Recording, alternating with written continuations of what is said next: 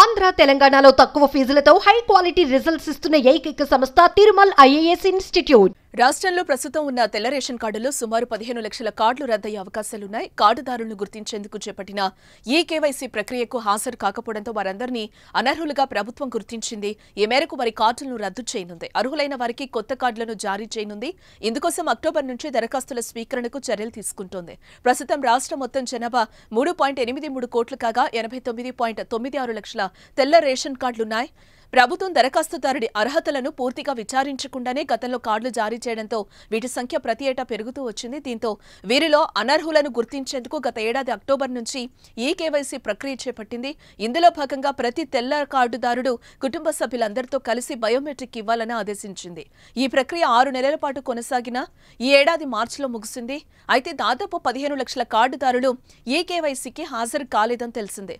ఇతర ప్రాంతాలకు వెళ్లిపోవడమా మరే ఇతర కారణాలతోనో వీరు ఈ కేవైసీకి హాజరు కాలేదు. దీంతో దాదాపు 15 లక్షల కార్డులు అనర్హుల పేరిట ఉన్నట్లుగా నిర్ధారించారు. ప్రస్తుతం ఆ కార్డులన్నింటినీ రద్దు చేయనున్నారు. వీటిని రద్దు చేయడం ద్వారా కొత్తగా జారీ చేసే కార్డులతో ప్రభుత్వంపై అదనపు భారం పడకుండా ఉంటుందని అంచనా వేస్తున్నారు. కాగా తెల్ల రేషన్ కార్డుల జారీ అంశం రాజకీయాలను ప్రభావితం చేస్తుంది. అందుకే ప్రతి ఎన్నికల్లో రేషన్ కార్డుల అంశాన్ని ప్రధాన పార్టీలు ప్రస్తావిస్తూ ఉంటాయి.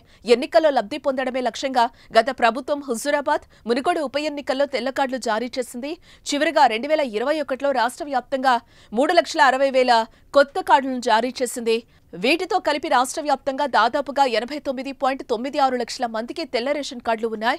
కాగా ఈ కార్డులు కలిగిన కుటుంబాల్లో కొత్త సభ్యుల పేర్లను నమోదు చేసుకునేందుకు చాలా మంది దరఖాస్తు చేసుకున్నారు. మరికొందరు కొత్త కార్డుల కోసం కూడా దరఖాస్తు చేశారు.